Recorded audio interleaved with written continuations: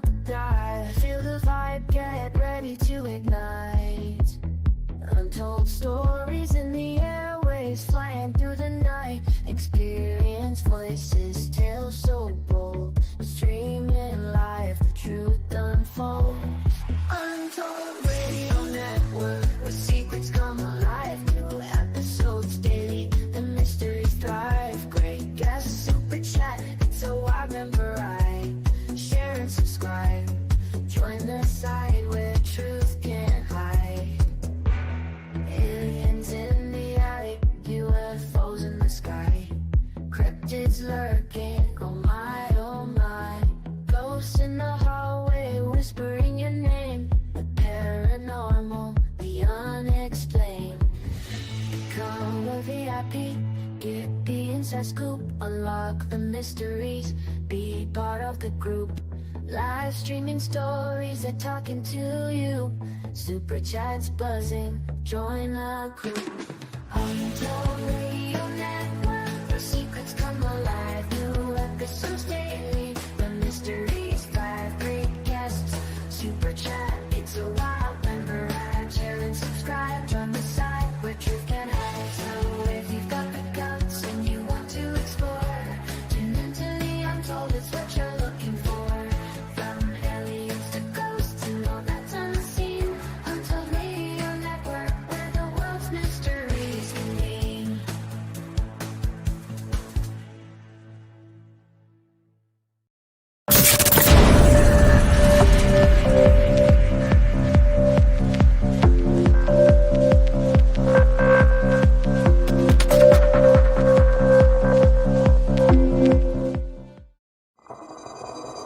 The paranormal, UFOs, monsters, mysteries. You're listening to Talking Weird. And now, from a cabin deep in the Northwoods, your host, Dr. Dean Bertram.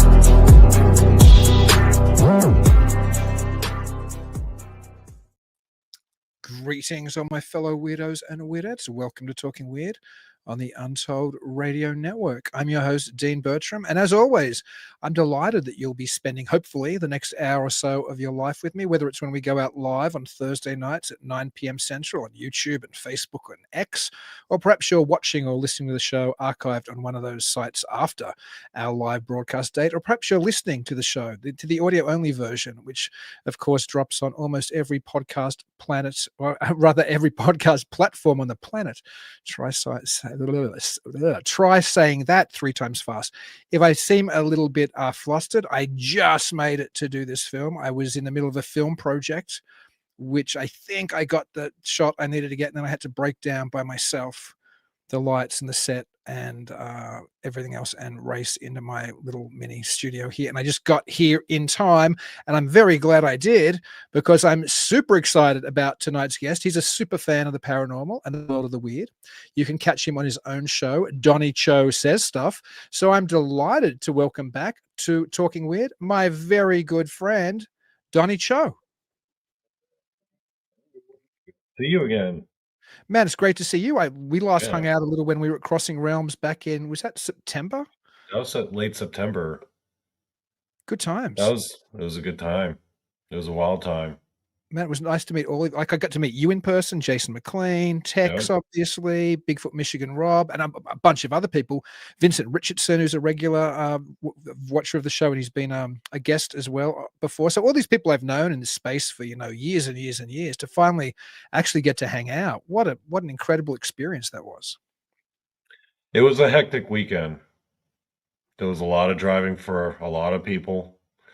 It was kind of a whirlwind, man. I mean, I just wish we had more time, like we were talking about backstage, to just hang out and drink some beers and, chew the fat. But unfortunately, there was just way too much stuff going on. It was fun, but man, by the time that weekend was over, I was pretty beat. I don't know. How are you when you got back home Well, finally? I got a cold during it or in the lead into it, and then it really hit Yeah. me during it. So I was just powering on. I think I went to the Walmart near the convention center and bought what like the Sudafed, the chemist's own at the Walmart or the pharmacist's own or whatever the Walgreens generic brand is. And I was just literally running on Sudafed for that whole weekend. So I think it disguised my illness, but yeah, I was tired by the time I got back. But you know what? It's harder even for you guys because you were running the convention. At least I was there just as a guest. So my responsibilities were, I mean, I had to show up and screen the Shaver mystery short and do a little talk, for an Yeah. hour or something, and then I sat in the panel with you all at the end, which was fun, but other than that, you guys were bussing around all weekend. I was there with my It was, girlfriend, Samantha, so we had a lot of fun because we didn't have to do yeah. much of that, get to hang out, but for you guys, yeah, I know what it's like because I run an event. I can tell, not that you guys were on surface stressed, like you weren't like panicking, but I could tell this is exactly how I feel when I run an event. These guys have got so much to do. It just encompasses your whole, 72-hour period, really. Yeah. I remember the whole time I was just like, why am I so tired this whole time? Oh yeah, because we've been on our feet, running around, doing work. Man, That's what happens. I felt bad for the people who had Yeah. stands on the weekend because some of the stands or the stalls or whatever you call them, where people, meeting people and selling stuff and were outside and like Jason McLean, our very good friend, he was just being murdered by the sun. Bigfoot Michigan Rob was near him as well. Heather Mosser from Small Town Monsters. Like the sun was, even though it was like late September, it's not like late September up in Wisconsin, late September in Missouri. That sun can still, kick the heck out of you. They really should have planned for that. I was like, man, we need an awning. But yeah. Hey, we were, by the way, for those who didn't know, during that conference, we were next to a very haunted museum. Did you get to check it out at least? Did you get to go in and walk around and No, I wanted to. It was oh again, I man. ran out of the time. Yeah. As a history buff, I feel like you would have appreciated it. I know a lot of the people went and did a tour there on that final night, I think, right? There was a tour on the final night. There was an investigation. That's okay. I know there was something happening, but I was kind of beat down by then, so I just retired to my hotel room and, collapsed pretty much. Did you know that legend has it that Donny Cho once turned a vampire into a vegetarian? I did. I am known in the paranormal world as the guy who farted on a ghost. Oh, well, there you go. You got all kinds of credit. There's multiple people saying they wanna see more of your programming and the like. Donny Cho Says Stuff is so much fun. You got to have me on that, show in the not too I distant. am actually taking a hiatus. I think that's where I people are actually, asking to see more. yeah, I decided to take a few months off just to recharge my batteries. After the conference, actually, I said to myself, I just want to take a few months break. I am planning like episodes and writing stuff out and preparing notes, but my show's like a comedy show, Dean, and like the kind of stuff I have to put into it. I have to make like a new theme song for each individual episode. I got to come Sounds up with great. bits, come up with a routine. I don't know. It just took a lot of prep and it was taking a lot out of me. So I was like, you know what? Conference is done. We got to meet a lot of the people. We got to converse about the paranormal and go to all these cool places. Let's just take a couple months break. I'm gonna spend the next few Saturdays playing video games and stuff and just relaxing. But Donny Cho Says Stuff is coming back soon, so Oh, just good. look out for that.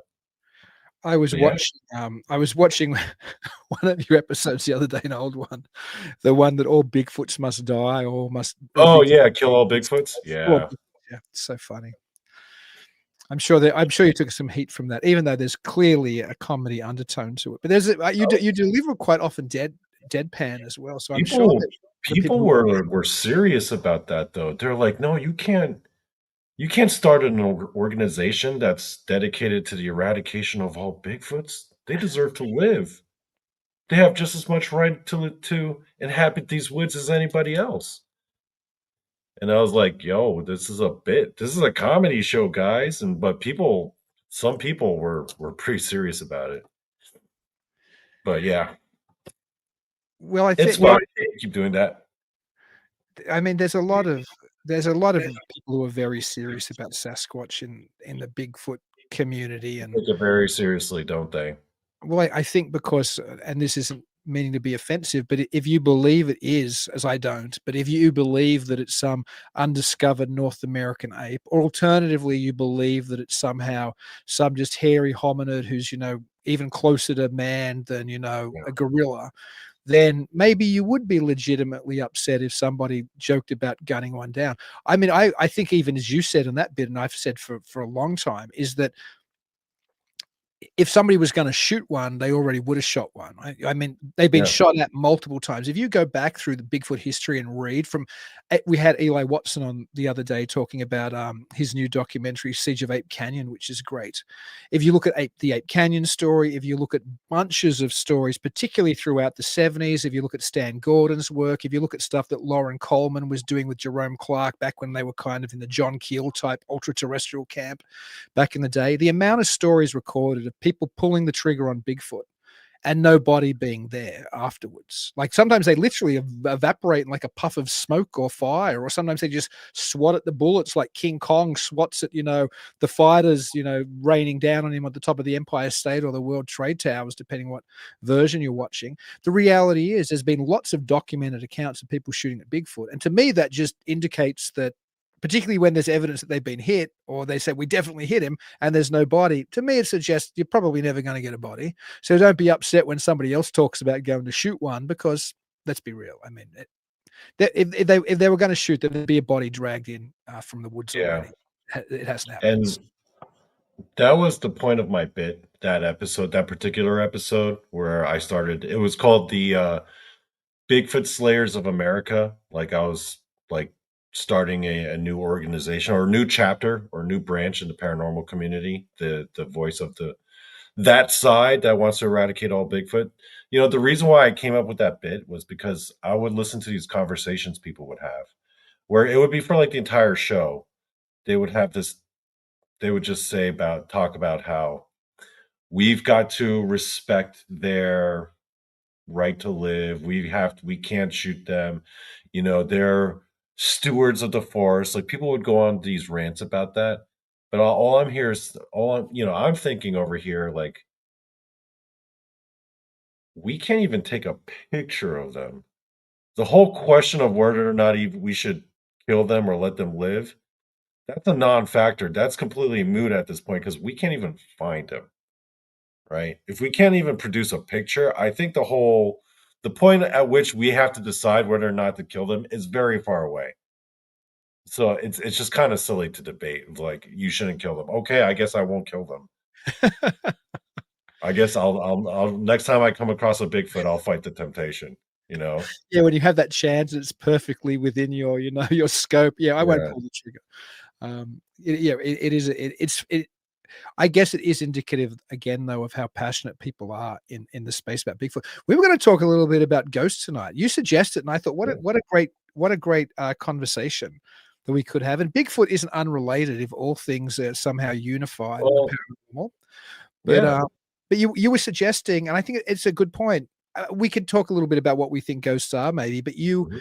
I think your main thing you were interested in, and we can hit any of these points at any stage of the next 50 minutes or so, is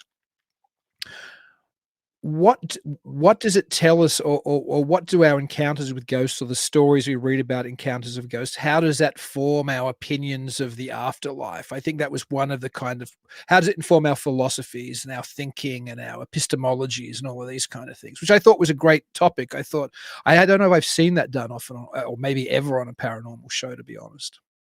Well, that was my initial reason for getting into the paranormal in the first place. I'm not one of those people that had all of those experiences very early on.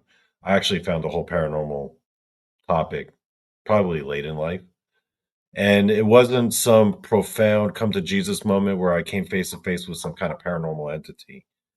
It was just I was just watching one of those paranormal shows on the TV and I just started thinking to myself, "Hey, wait a minute, are these things real?" Like I never even thought about it before until that moment.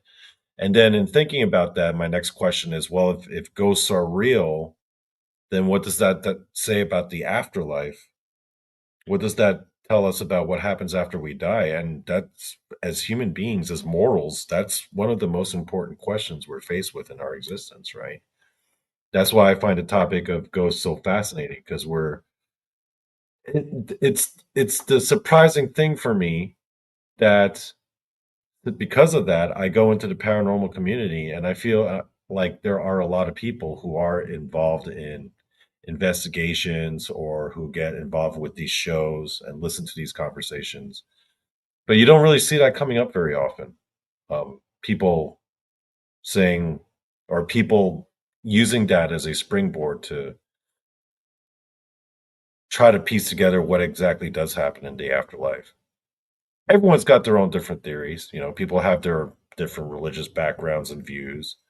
I know a big majority of the people in this scene come from Christian backgrounds. So a lot of them will have that Judeo Christian notion of what the afterlife is, heaven, hell. For some people, maybe there's a purgatory or some space in between. But a lot of people from those backgrounds who do get involved with the whole ghost phenomena, they have to face that question eventually, right? If I grew up my entire life believing in the notion of heaven and hell, that's where we go when we die. That's what informs a lot of our life decisions in preparation for death. Then when they come up with when they're going around investigating ghosts, you know, why are they not answering or engaging in those questions, right? How does that fit into my Judeo-Christian worldview? Because for a lot of very, and this is a conversation I had with Jason a lot when we first started hanging out. I was like, you know, you're a Christian man. You know, you believe in if a person dies, I had to go to heaven or hell. Ghosts, they kind of contradict that, right? If you go by the common understanding or the common belief what a lot of people have ghosts to be, right? Disembodied souls of people after they die. Which I don't know. For me, I have a little bit of pushback on that. I don't know. Like, how's that? Have you have you had to face that question when you look at ghost phenomena? Like, Yeah, if you assume that they're real? yeah, I do. I don't. I mean, I'm a Christian as well. I'm Mhm. probably not as successful as presenting that message as, for example, Jason is, who presents it very well. But my faith is very important to me. I think you were right that people who come from a Christian background and who still espouse, Christianity as their faith, I do think it brings up particular questions. I think one of the questions it should most immediately bring up for somebody in the paranormal who espouses that they're a Christian is that there are clear strictures in the Bible not to communicate with the dead. Right. So that to begin with, as a Christian, I don't think that we probably should talk to the dead. The fact that there is that in the Bible suggests to me that, well, it could suggest a number of things. One is that we shouldn't talk to the dead because we're going to be talking to something else, and there's a trickster element to it, which is a big part of me believes that. A big part of me Yeah. believes that the spirits of the dead that people are talking to aren't really of the human dead. They're something else, right? There's some other force, and we can get into some of the perhaps ideas of what they could be, including spirits of the dead or other things. But the other thing might be that maybe we can talk to the dead and we're just not meant to. There's when I think it's Saul, right? He goes to the witch of and King Saul, the first king Yeah. of Israel, goes to the Yeah. witch of Endor, I Yep. believe, to call up, I think Samuel, right? I think it's the Yep. prophet Samuel, The spirit of Samuel. Yep. the spirit of Samuel. And the fact that it seems like the witch of Endor genuinely brings up Samuel and is herself shocked about the fact that she brought up Samuel. Yeah. So that seems to indicate that we can actually communicate with the spirits of the dead, and there are things we can to communicate with the spirits of the dead. But then Yeah. if there's a kind of if there is some kind of stricture not to, then I still think maybe we shouldn't be encouraging. And the main reason I don't think we should, and by the way, I used to do seances when I was a kid all the time, and it's very difficult sometimes not to, talk to your own dear departed, it's Hmm. difficult, when you're thinking about them, not to have conversations with them and things. But I think perhaps while it's not spelled out in the Bible, I think perhaps it doesn't have to be spelled out. I think if God says not to do something, you probably should really try not to do it. I Mhm. myself think the danger of communicating with the dead, and this is even Christian hat entirely off. The danger is you've got no idea what you're communicating with. Like just Right. because something tells you it's the ghost of your great aunt Ethel who still haunts the back of the family estate, there's no conceivable way that you can prove that. And you can say, well, only great aunt Ethel would know that, this or that. Maybe not. Who knows what these other things are if they can somehow access your own Right. thoughts, access other things. So I think it's dangerous to open doors that you can't close and to communicate with things that might not have your best interests at heart. It's a point I made a number of times in regards to UFO encounters, and it's an analogy I use or an allegory I use, which I've called Funbo the Clown. And my example is if you were a little kid and a creeper van pulled up in front of your house and somebody made up as a clown stuck his head out of the van and said, Mhm. "Hi, my name's Funbo the Clown. I live in Disneyland and I'm going there right now and I've got puppies and kitties and candy in the back and we're going to have the most fun party ever for kids. Jump on in, kid. We're going to have a great time." Now, if a little kid falls for that line, it's going to be a bad day for that little kid, right?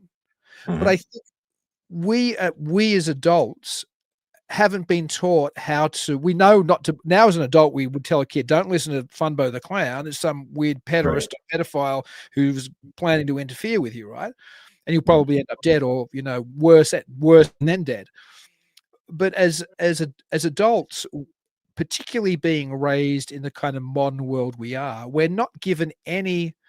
Even the church doesn't do a good job anymore. We're not given any groundwork on how to deal with the other or the paranormal. And there previously in history we did, whether it was in Christian, traditions that I was just talking about, don't talk to the Yeah. dead, or whether in fairy faith in Ireland, which is one of my favorite examples because it's so rich with so many stories and tales and also worked out a codification of how you can and can't deal with the fair folk. It's better not to deal with them, but if you do happen to encounter them, what you should and you shouldn't do. But we don't know that. So if we encounter what we think is a spirit, or if we encounter what we think is a Sasquatch, or we encounter what we think a little green man climbing out of a metallic saucer on a back road when we're driving, home at night through a rural country road, we don't know the things our forefathers knew, our ancestors knew about. Here's how you deal with these things and how you don't. We're just like, oh, a little green spaceman, or you know what I mean? Oh, it's great Aunt Edna, or oh, it's a hairy hominid in the woods. We're not told, be careful of how you deal with these things because bad things and only bad things, like literally, that's what all the traditions normally say. Only bad things are going to come of it if you have anything to do with these things. Right. I had a similar analogy, like you had the Funbo the Clown analogy. I have the AOL chat room analogy. Remember in like the mid 90s AOL chat rooms, people would just randomly go in there and it was just ASL, age, sex, location, right? Now, they still have these chat rooms, right? They're not as popular nowadays, but when AOL was first out, when the internet was first a thing, people were all about that. I spent a lot of time as a kid in those places, which I shouldn't have. But it's like, would you let your daughter hang out in those chat rooms like late at night, like all night, like every day?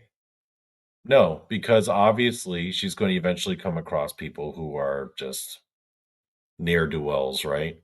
It's an inevitability. It's going to happen. Everyone knows it.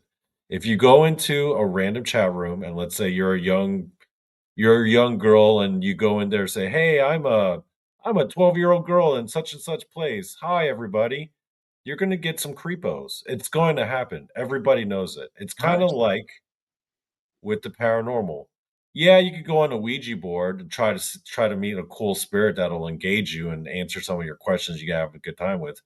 But more likely than not, you're gonna get some creepy spirit, some creepo, That's a great and point. it's just not gonna end well, right? And that It's still happens today. You're right. AOL was clearly that kind of stuff was happening, but wasn't there recently some court case? I know we're not talking about this stuff, but bought against like what is it, Roblox or something, and there yeah, was being because sued because creepy they weren't doing yeah, enough to creepy stop dudes would be up. predators Yeah, from engaging with kids. yeah. And you wouldn't trust that, right? You wouldn't encourage any kids to engage with that on a regular basis because you just know that's the nature of that particular activity, right? So with the paranormal, like I understand why the Bible would say don't talk to these spirits because we have no way of gaining any kind of information apart from what they present. So basically anything could just go up to you and just lie. And then you would have no way of figuring it out for yourself, right? That's the inherent danger of communicating with Right. the paranormal. And I think it comes from a wise place, right? It's like the passage in the Bible where they say don't eat pork. Well, obviously, because they didn't have refrigeration techniques back then, that pigs had parasites. They didn't have the methods of preparing the meat or storing it in a safe way. So when Moses was laying down to his people, don't eat pork, he was basically saying, yeah, it's probably not a good idea to do it, you know? Yeah, a lot of those Old Testament biblical strictures make total sense when you look at hygiene issues and things. We have a number of Yeah. great questions, as we always do, from Horace Smith, Professor Emeritus of Astronomy and Physics at Michigan State University. We might get back to an earlier question from him later as well, but here's his most recent one tonight. Interesting. Are do's and don'ts the same in all cultures? Presumably not, but are there patterns against cultures? Do you want to field that first, There are Don? reoccurring patterns with with regards to the paranormal. There are certain patterns that show up across the board. I can only speak on Asian cultures because that's what I looked into when I first got into the paranormal. Um, for example, a common motif that people have, one of the ways that you can protect your home or your space from any kind of invading spirit is the spreading of salt. We've all heard that, right? We all, you watch the shows and you say, oh, that you burn sage and you spread salt. But I don't know. Let me ask, like, have you ever figured out the reason why salt in particular works or like what it is about the nature of salt? You know what? I don't know. I do know that salt is also a good disinfectant, and salt is also something which you can use to cure meats with and other things, and that there was a period where salt was certainly valuable, so it may be indicated that you were doing something sincere to keep the other away. But you're right, salt's a constant thing. Iron is something that pops up multiple times as well. Too. In I've got my own in theories about yeah. that. Oh, I tell me. I'd love to Yeah. hear. Okay. So for salt, I'll tell you another instance where salt is used in another culture to ward off evil spirits. Sumo wrestling. In Huh. sumo, when they throw the salt, the idea is to ward away negative spirits because this is a sanctified space, right? The sumo ring. To the Japanese culture, it's almost like it's a holy place. So what do they do to cleanse it? They spread the salt. And in a lot of Asian cultures, alternative to salt, people would lay out like rice, like grains of rice across their foyer, in front of their door. And you see this in Eastern European cultures. You see this everywhere. One of the motifs that comes up in a lot of the lore with these spirits is the concept of arithmomania, the obsessive need to count things. So the idea is if you take something like rice or salt, something where there's many grains of that's white, whatever spirit that comes across the salt or the rice or the whatever, they have to sit there and they have to count it. Yeah, It's and one of those. that's a big thing in vampire lore, like, that's a constant in Yeah. vampire lore, but it appears in other stories as well. Um, and, as Flat Rockland or Matt Auckland, who's a good friend of the show and has also been a guest on the show, asks, "Iron is supposedly a deterrent to the Fae." No, and that's right. It's something you can definitely use to defend against the fair folk. Do you have any theories? About salt or about iron or Iron. Here's something interesting just quickly while we're still on the salt. Daniel Wheeler, who's a very talented filmmaker, we played The Last Witch of Wisconsin, I think it was called, at Midwest Weird Fest last year. Top film. Thank you for chipping in, Daniel. He said, "Same as throwing salt over shoulder, ward off bad luck." I appreciate you being here, Daniel. And yes, that's part of it as well. Salt is obviously even in that kind of Yeah. magical Because tradition in the Bible, of whatever course. in Matthew, I think it talks about being the salt of the earth. There is something about this, and again, I think a lot of this is part of it being such a useful substance, a substance which is like an antiseptic to a degree, Mhm. a substance which can preserve things, a substance which is expensive. It has all of these kind of values, but oh, we hit the Fey one. Where was there was another one here. What? Yeah, you asked about what do I think about iron? Was that what you were asking before I Yep. got? I mean, the historian and the cultural anthropologist in me wonders if there still isn't some significance of the Iron Age within our subconsciousness. You know what I mean? The success of iron and how it transformed us culturally when we moved from the Bronze Age to the Iron Age. Like how iron was so much stronger and more capable of, being used as a weapon. It was a stronger material. But also, they're they're they're very well maybe a deeper symbology of just the idea of something which is strong and metallic being able to be used to defend against something from the other world.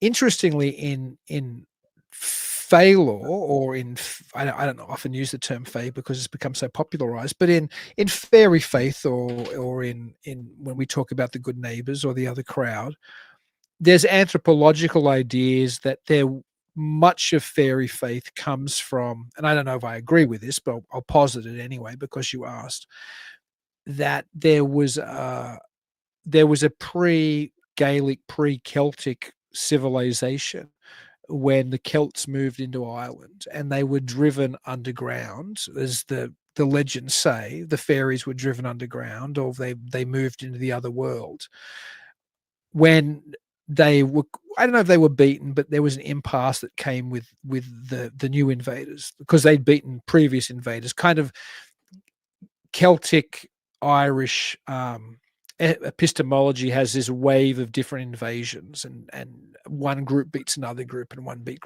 group beats the next group of the group before, and so on and so on. So when the fairies or the Tathuduanan or whatever we want to call them got beaten by the current residents, the Celts, that when they went underground, there have been anthropologists who have suggested that there was a more primitive race there that for a period had to descend or had to go into caves or into the woods and had to move away from the push of the Celts and into Ireland. And I wonder if potentially one of the reasons that um, they were beaten back was a technological reason. Again, this isn't my historical space. It might be my folkloric space, but it's not my historical space.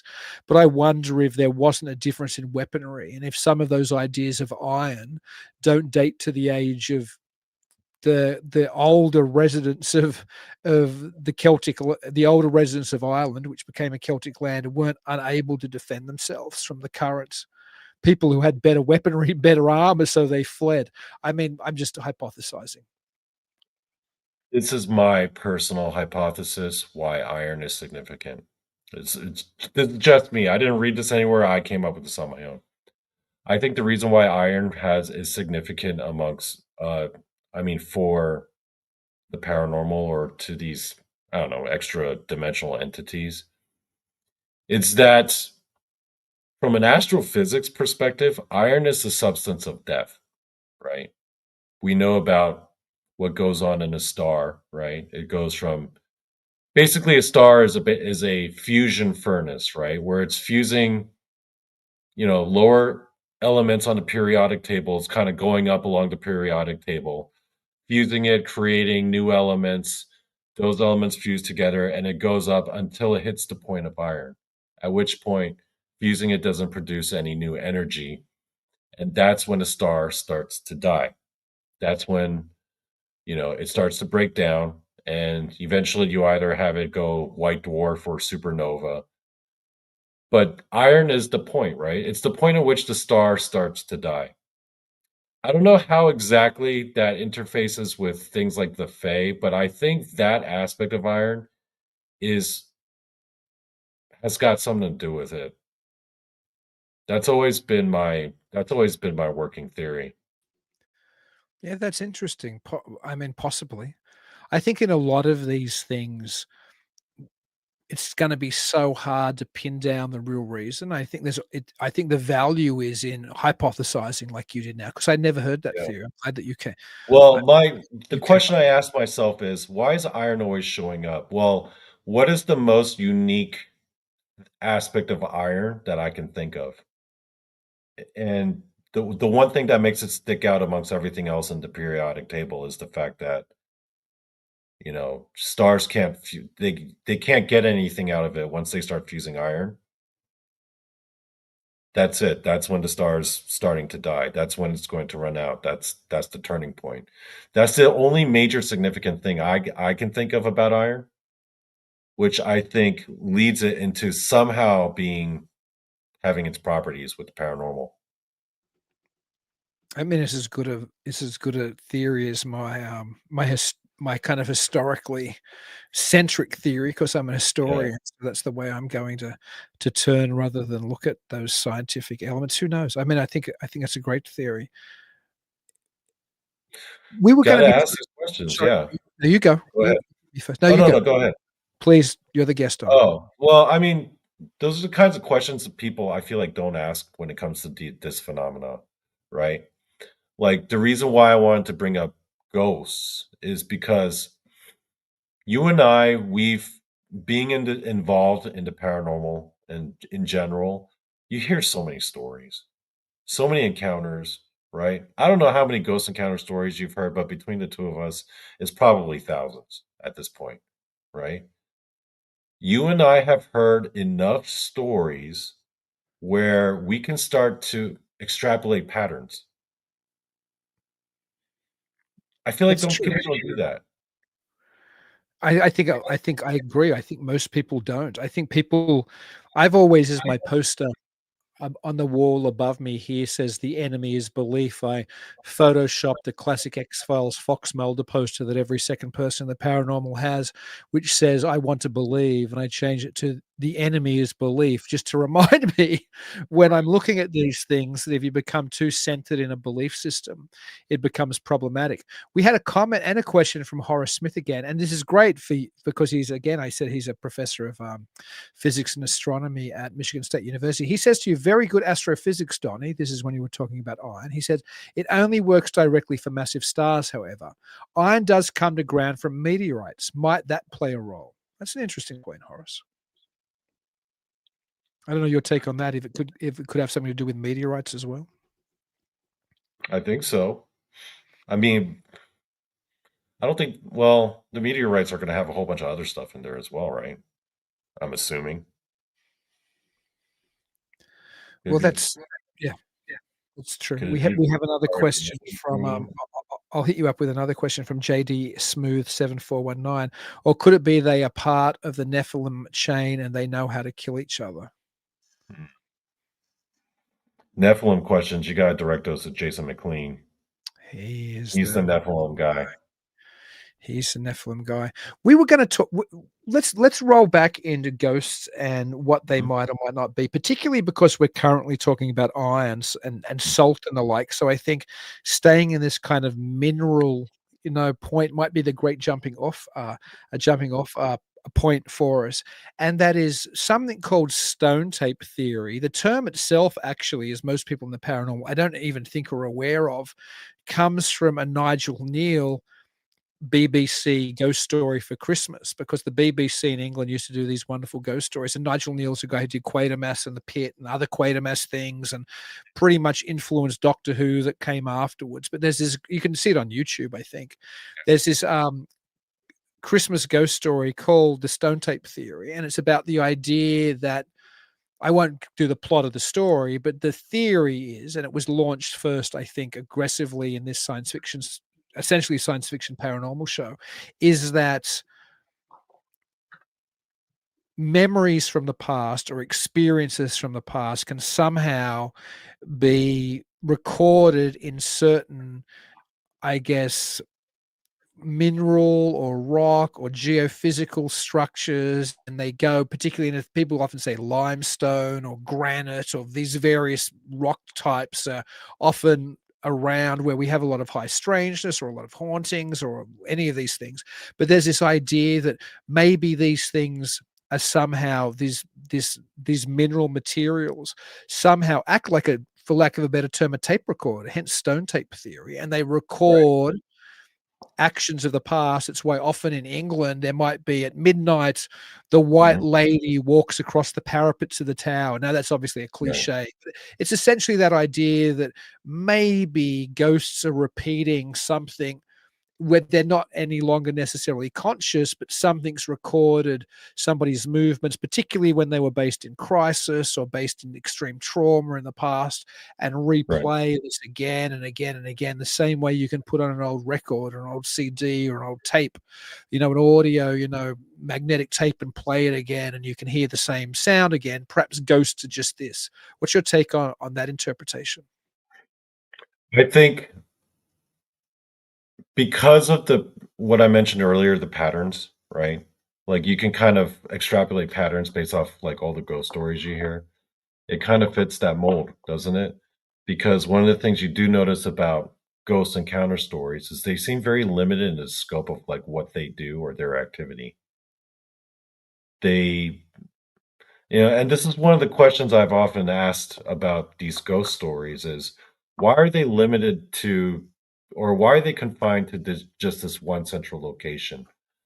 If they were the disembodied consciousness of an individual who had died decades or centuries prior, wouldn't they be a lot more dynamic in their behavior and their actions?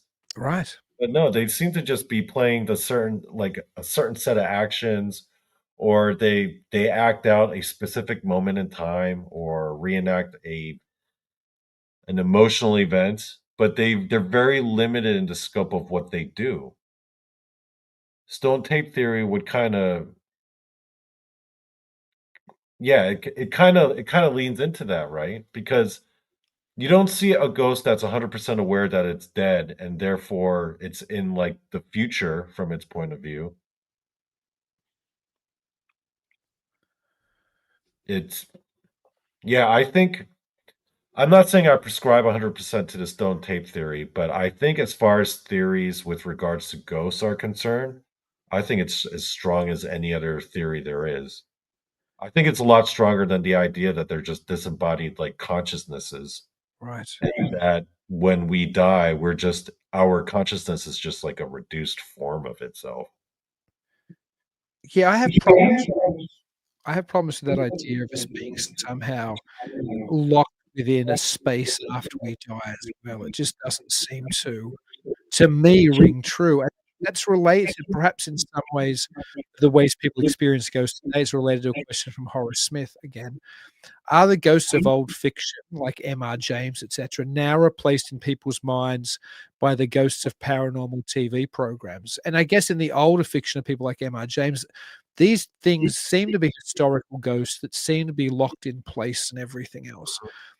Are the ghosts of today somehow different, do you think? Do you think the way the phenomenon behaves has changed with the advent of paranormal television? Do you think that's affecting our interpretation of what ghosts should be and what ghosts are or how we engage with them? I think more and more people are exposed to them, but the inherent behaviors of the ghosts themselves don't seem all that different, right? Like, okay, for example, one common thing with paranormal investigators is going to be EVPs. That's one of the things they almost always go for. They go for EVPs. Now, here's the thing that I personally disagree with is that the common motivation for a lot of these people is to present that smoking gun to the public. I've got this eureka, I've got this picture, or I've got this video clip, or I've got this EVP, right? They're catching that one glimpse of the ghost's actions. But the pattern of behavior of the ghosts themselves, it still seems pretty confined, pretty limited, right? Like, okay, this is the thought experiment I had with myself was what if I were to die and I were to become a ghost, but then mentally I'm exactly the same as I am as if I were alive? And let's say 100 years after I die, paranormal investigators come into my what was once my home, start investigating, and now I'm able to interface with whatever recording EVP device, right? What would I say? What would I do? Certainly not how these ghosts are presenting themselves, Right. because they still seem to be trapped in the mindset of when they were alive at like one specific moment in time. They're not going to be like, if I were a ghost able to speak into an EVP, my first question would be, hey, what year is this? Right. But they don't act that way. Why is that? Yeah, that's a good question. They almost well, I think too a lot of it is today, I think the majority of things I believe are presented on paranormal television shows. I think there's a level of hoaxing, but there's also a level of people being overexcited about minimal things. Do you know what I mean? Like the use of the technology that's supposed to, like spirit boxes and things, Yeah, a random word or a jumbled word, and somebody's sure yeah. it says this thing or that other thing. It's like sometimes there's almost a pareidolia or the audio version of pareidolia at work, when they hear It's something. purposefully induced pareidolia. Right. Yeah. No, I think that's a big part of it. We had it just quickly back to what we were talking about earlier, just very quickly for a question we had when we were talking about salt and other things and iron. Grandazir 12 asked, what about the use of chalk charcoal, like when it's said to use it on your outside doorways to keep evil spirits out? Do you think there's any deeper meaning to that, Donny, or have you heard about that? I would have to look into it. I'm sure you could find like different cultural reasons for it. Yeah, but I mean, I would have to look into that. I mean, I've heard that as well. I Yeah, I think don't, charcoal. Yeah. yeah, I'm not sure of the background of some of some of that stuff. To be honest, I may have heard about I do know that one time years ago when I was in Atlanta, I'd never seen it before, but there was a chalk that was super poisonous, and you could use it to circle around cockroaches, and, like, if there was a cockroach on the wall and you drew a line and across the chalk barrier, it would die and it would drop off. Ironically, in that Did it work? house yeah, but it was like a poisonous chalk. It was like Oh, magic stuff, and this place was where I was staying was I I was just want some visiting now. there I was it was hil I think they got it from some, like you might have the look up. I think they got it from some, like, Asian market or something. That's where they said it was an import. I've never seen it since, but they would have all kinds of fun drawing around, cockroaches. Ironically, in that same house, it was the only place I've had a proper out of body experience. The room that I was staying in was a room painted entirely black, the ceilings, the wall, the floor, and the person who resided there before I was hanging out there or staying there for a while was a member of the OTO, the Order Templar Orientis, and he was essentially a black magician. I knew him as well. I met him as well, and Hmm. I had a literal out of body experience at night, like a proper one. I'm 100% sure I wasn't dreaming, and where I literally came out of my body, then panicked and went back into it. And I told him about it later. He said, all those chalk drawings on my wall, you got to erase them. Like there was all these, along with the cockroach chalk stuff, there was ritualistic Yeah. chalk markings everywhere. He said, you got to erase that stuff or, uh, or it'll keep happening. I'm not sure if that answers the question at all that we were just asked, but it's certainly an aside about weird paranormal type things and chalk. So what have you ever had an experience, Donny, with the unknown, with something you've thought might have been a spirit of the departed or something you thought might have been a ghost? I'll tell you a fun story. I've been on a few investigations myself. This was the first time I ever went on an investigation, and it was I don't know if you're familiar with Tony Merkel, The Confessionals. Um, I was a big fan of his show when I first got into the paranormal, and he was doing this thing where he would take like a group of listeners and they would investigate this really haunted like mansion up in upstate New York. And I was part of that group. This was my first introduction. Like up until this point, I had just got into the paranormal like a year prior, and all I would do is just read about it and listen to podcasts, but this is my first time actually going to a place, meeting people for the sole purpose of paranormal stuff, right? And we are going to spend a weekend sleeping in one of the most notoriously haunted mansions from like the 1700s up in the Catskill Mountains in upstate New York. Tony Merkel was there. A whole bunch of listeners who had signed up were there. It was expensive to get up there. I'm not going to lie, but it was a worthwhile trip. This we were in it's a pretty big group, but we split into like groups of 3 to investigate. And I remember our group, we go into like the kids' nursery, which was supposedly one of the most haunted rooms in the entire mansion. There's all these pictures and old timey furniture and everything there. I'm with the group, and everyone's got these. I don't want. They're not EVPs, but they're these like EM detectors where they basically beep whenever there's an EM spike. The idea was, as you're investigating, you would, people had their cameras running, and you would ask questions, typically yes or no questions, and it would beep in response, right? Like one beep for yes, 2 beeps for no, or whatever. It was limited in what it could do, but everyone had one of these things. So I'm in the group, and the whole time we're just sitting there. Nothing's happening. People are asking questions, Hey, do you know so as a ghost, do you know that you're dead? Nothing. People weren't ready to sit there and try to ask ghosts whatever questions. So people were just coming up with whatever came to mind. I'm sitting there all quiet, observing this whole thing, and this whole session, not a single beep, not a single one, to the point where people are starting to give up. Eventually, I'm looking around at the pictures of these people, and this is from like the people who used to live there. These were pictures from like the 1920s. And I'm looking at their photos, I'm looking at the clothes that they're wearing, and then I'm looking back at our group. This was July. It was pretty humid. Everyone was wearing like t-shirts, shorts. Girls were wearing like spaghetti straps, flip-flops or sandals, tank tops, like that. And I remember looking at the group, looking back at the picture of all the old tenants from the 1920s, and looking back at the group again. And then my first and only question, I just blurted out real loud. Hey, you can see the clothes art that we're wearing. Do you think the clothes we're wearing are completely ridiculous? And then out of nowhere, everyone's machine just started beeping like crazy. Like it was going off like Christmas. Suddenly.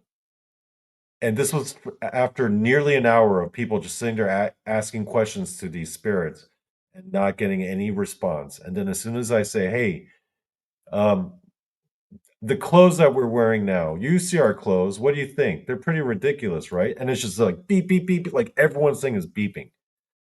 People were, their jaws dropped. Their eyes were wide open. They were shocked. But then everyone started laughing. Because at the end of the day, the ghosts were having a laugh at us, right? They were making fun of our clothes. I thought that was significant for me because I think at that moment I managed to make the ghost laugh. But the other thing was, it was the only time that I can think of where a ghost actually reacted to something modern, right? You got to remember, like looking at these pictures, Dean, of these people, this was a time when people would wear like 3-piece suits just to go grocery shopping. Right. So I put myself in their mindset, right? If I'm someone from that time period and I'm looking at us in like 2020 and everyone's wearing like tank tops and jean shorts, and they're going to look at all the women being like, what are they wearing? This Right. is ridiculous. Right. So as soon as I brought up that one question, that was the only time all the instruments, all at once responded. Wow. It's interesting. Another, I guess, part of that is I'm not sure how often people see ghosts that are dressed in modern clothing, historically at least, and that might be a Mhm. part of um, Horace Smith's question before about, more traditional ghost stories, there seems to be an older historical base for spirits. I mean, I'm not the paranormal, like ghost hunting and things, isn't really my space, but my Mhm. understanding usually seems to be that people don't seem to be communicating with somebody who died, yesterday or even this decade. It normally seems to be ghosts from a more distant past, and certainly Yeah. apparitions historically Yeah. seem to have been things that were here, generations prior to us. I have heard encounter stories where it was like the spirit of a person who was dressed like they were in the 70s, but those aren't common. I think it's actually circumstantial, really. I think it's more to do with the location itself. I think it's because this mansion that was still standing after all of these hundreds of years. Meanwhile, all the other buildings of its era were most likely demolished or converted to something else.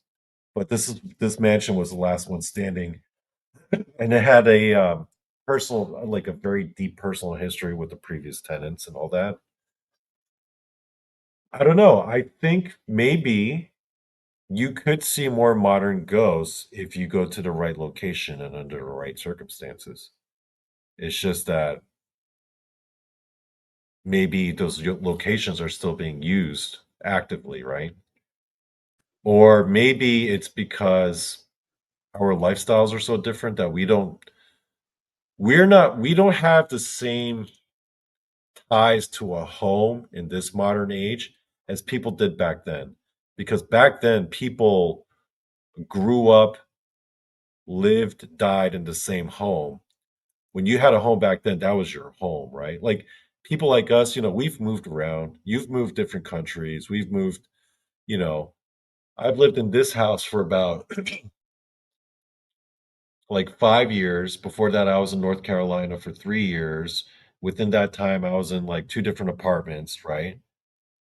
We have a lot more transient lives as we get more modern because we're renting or we're buying, but we're just, buying then selling. It's not like people in the 1800s who used to like just live in the same house their whole lives. Maybe that feeds back to stone tape theory. There's Maybe, there's yeah, more of the person to record. I often wonder too if some of these things there isn't a romantic nature to them. Not romantic like we talk about dating, but romantic in, the idea of romantic poetry or the idea of right. something historical. And it seems, for example, in fairy faith, while people still do encounter the other crowd, it normally seems to be talked about as something that occurred more in the past, and perhaps ghosts or their apparitions seem to be attached more to the past, or even a lot of cryptids. Like think of the Loch Ness monster; it's essentially a plesiosaur, right? And think of Bigfoot; it's essentially, some, Austro, what is it? I don't even know what Australopithecus. Australopithecus, right? Yeah. It's something from the past. It's, an ape man. There are a lot of our paranormal, and that's why ufology is a little different because it seems to be forward thinking, but it didn't erupt until the space age, really, or shortly before it. But Mhm. it seems to be that a lot of these ideas are entrenched that maybe somehow there's a psychology, there's a part of us that wants to be attached more with the past. And these things are Yeah. cultural reminders of, of history of earlier times. Or if you want to be real reductive about it, you could say ghosts are the study of supernatural entities of the past. UFOs and the alien phenomena are the study of supernatural entities of the future. And cryptids are the study of supernatural entities of the present. That's a good point. There's a few related kind of questions. Like, do you think I'll go through a couple. Do you think AI will be able to talk to ghosts? So it's suggesting it's something modern, maybe related to something modern. Mhm. Flat Rockland asked earlier, anybody read or heard of Patrick Jackson's theory hypothesis that ghosts poltergeists are part of a UAV system, like a drone system, like aliens, perhaps, interfering with us? Could there be some advanced technological association or cause for essentially what we've always thought of as supernatural or paranormal or from the afterlife? I think there could be. I think there could be. Okay, let me add to that question. Okay, with a different question.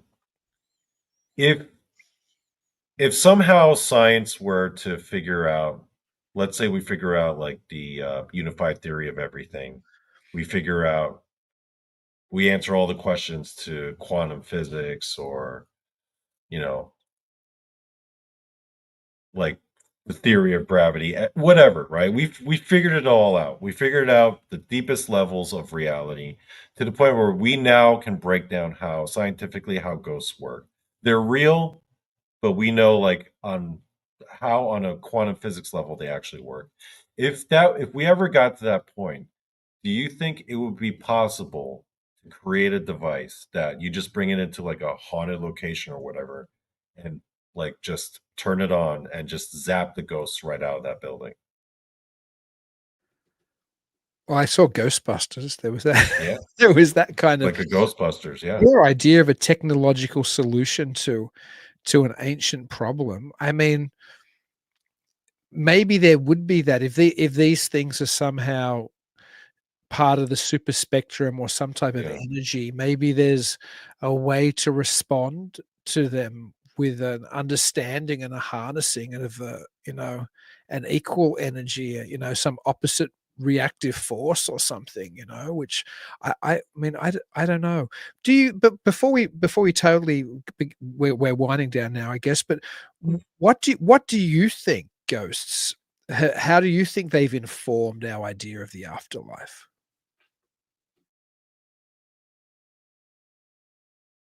Well, I think people need to examine like, okay, I think the big thing is that people need to first decide what how they define the human soul. Okay, and different people of different backgrounds will have different definitions. It depends on the individual's definition of what a soul actually is. So, for most, the soul is the embodiment of one's consciousness that is spiritually inherent in them that lives on after they die. And for whatever reason, that consciousness doesn't cross over to the other side, then that's a ghost. Well, if that's the case, then we can look at the pattern of behavior with ghosts and then we can figure out, in theory, we can try to break down how the soul actually works. I think that's one way to look at it. I'm not saying that that is the right way or locking the key to the afterlife, but if anything, I think if you if you accept the reality of ghosts, then that'll at least be proof that an afterlife exists. And that in and of itself is extremely profound, which I feel like not enough people give enough weight to. Just if you are going to conclude that ghosts are real, then for you, that is absolute proof that the afterlife exists. That's pretty significant, And right?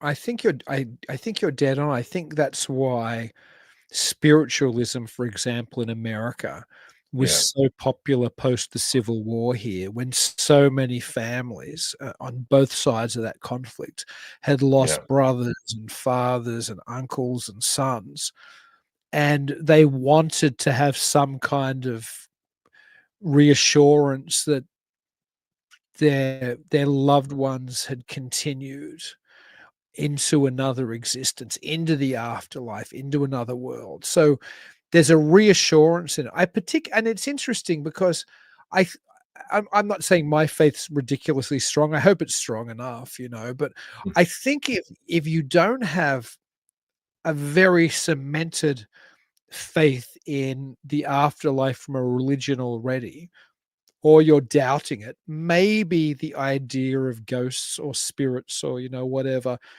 can be reassuring because you're not entirely sure what's going to happen to you when you die. And the idea of still existing for most in some capacity is better than the idea of oblivion, because the idea of oblivion is probably terrifying to many people. I mean, the idea of hell is probably far worse for people, in a kind of in a Christian ethos, but the idea of oblivion is a scary idea, and the idea that your loved ones might just no longer exist for Right. those who are left behind, particularly after, again, a conflict like the Civil War where hundreds of thousands of people or however many died. But perhaps to have a ghost can somehow provide a reassurance that this isn't the end for me when I die, and this isn't the end for somebody else. So perhaps it's something which provides for those who need something more than just a faith belief. Perhaps it almost provides some type of proof of the afterlife, of the other world, that we go on, that our loved ones go on. Well, I consider myself Buddhist, so I'm a firm believer in reincarnation, for example. When you take the concept of reincarnation, the Buddhist version of the afterlife, and apply ghosts to that, I think the conversation gets pretty interesting. For example, right? If you assume that reincarnation, right, if you're a believer in reincarnation and that's your conclusion as to what happens after you die, after people die, then theoretically, is it possible to, while you're still alive, meet the ghost of one of your previous selves? And has that happened? Has someone ever met their own ghost of like a previous incarnation?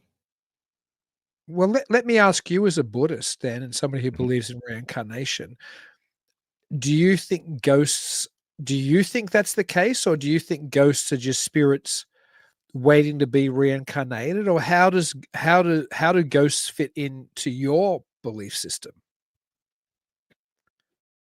Or into the There's a Buddhist distinct, or into the yeah. Buddhist belief system?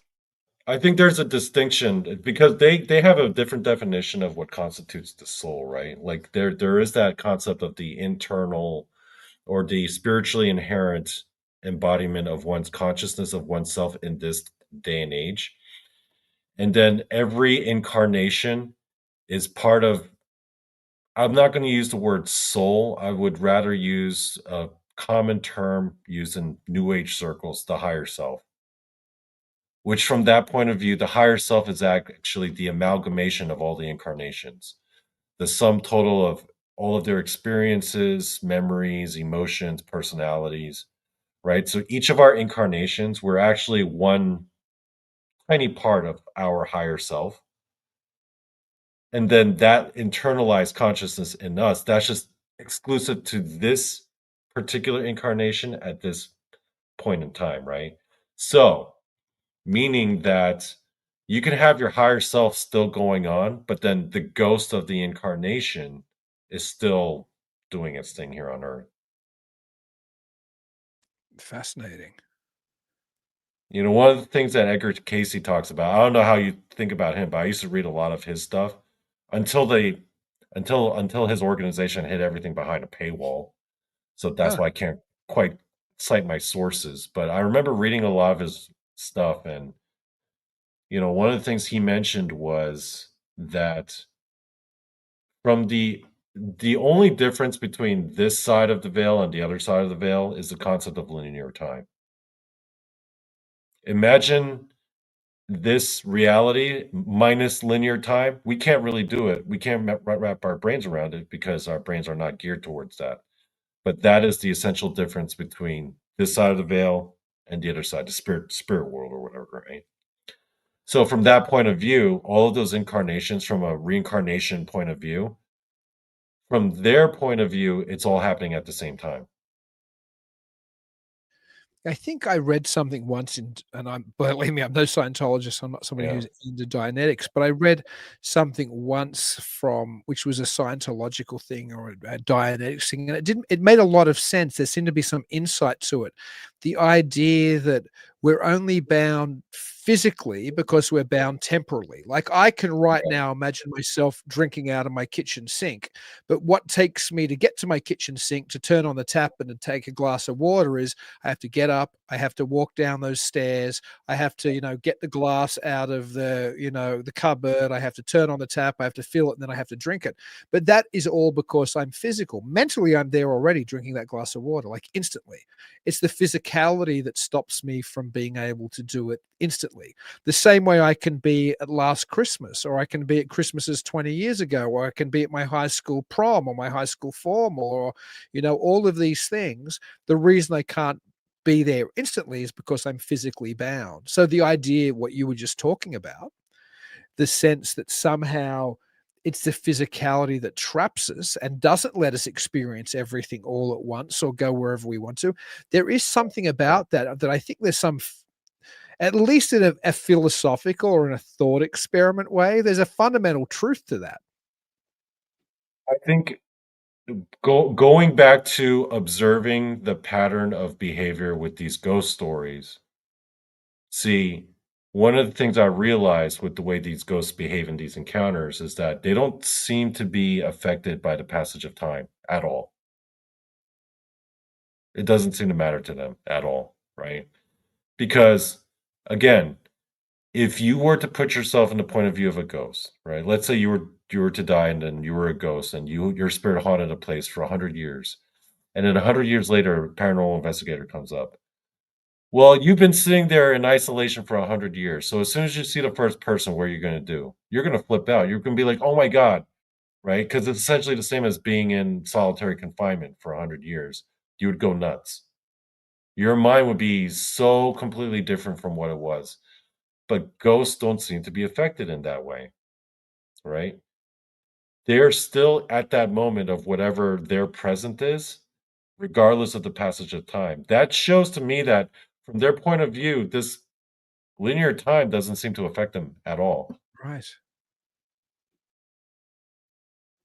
No, that's a very interesting point. I think there's something to this. I think there's something to the idea that our physicality is what Mhm. binds us from existing at a whole other level with where we're Yeah, not bound by the laws of even physics anymore because we're not right. physical anymore. There's something else going on. Well, even the laws of physics require time. Yeah. It's Yeah. what a fascinating conversation with you, as it always is, Donny. I can't thank you enough. Where do people get a hold of, at least your previous shows? Because I know you said you've been on a bit of a hiatus. It's coming Yeah, back. no, my channel's still up there. Donny Cho says stuff if you want to look it up. Yeah, like I said, I'm taking like just a few months off just to recharge my batteries, but it's going to be coming back very soon. Honestly, okay, Dean, between you and me, just between us, I've been playing Baldur's Gate 3 pretty obsessively on my PlayStation. I'm waiting to beat that game, and once I beat the game, I'm going to resume my show. But I'm too busy with work, and my time is limited. I need to beat this game. I'm almost there though. You gotta beat it. Yeah. You I know Don't tell anyone. I'm not gonna Hopefully, tell a soul. It's just totally between you and myself, Donny. yeah. Um, eh, I know what it's like, though I do to balance a podcast, particularly when you put the type of work into to your show that you do. But any podcast takes up an incredible amount of one's energy. So I hope you can come back soon, though. I certainly have had a great time when I've had the opportunity to guest on your show, and every time I've watched one, I've always enjoyed it immensely, just as I've enjoyed chatting to you tonight, as I always do, And I Donny. gotta Thank get you. you on my show. We gotta talk more horror movies. That was fun last time. That was a fun one. Yeah. That was a fun Horror one. or wrestling if you wanna do something else. Like, we've Yeah, talked we can about do our wrestling. Yeah. our shared love of horror and wrestling. I'm actually, and this is, I haven't announced this publicly, I've just told a couple of people, I'm actually shooting a horror film at the moment. I'm doing my documentary is my main thing, The Man Who Invented Flying Saucers. But I've taken a little, time off in between Halloween and Thanksgiving to shoot a horror short, which I'm literally halfway through. Mhm. So hopefully it'll be on the fest circuit next year. So while I'm finishing The Man Who Invented Flying Saucers, I still have something on the circuit. because it would be I wouldn't like to not have something still playing. I would like to see a horror movie directed by you. I would like to see what that looks like. I'll send you when I have even a rough cut. I'll send you a link. Just don't share it. Okay. All right. Cool. And thank you so much for coming on. It was a blast, as it always is. Thank you. And until I talk to you next, Donny, which hopefully will be sometime very soon, and until I get to chat with everybody else out there, which will be next Thursday night, same weird time, same weird channel, which will be Thanksgiving. Please keep it weird.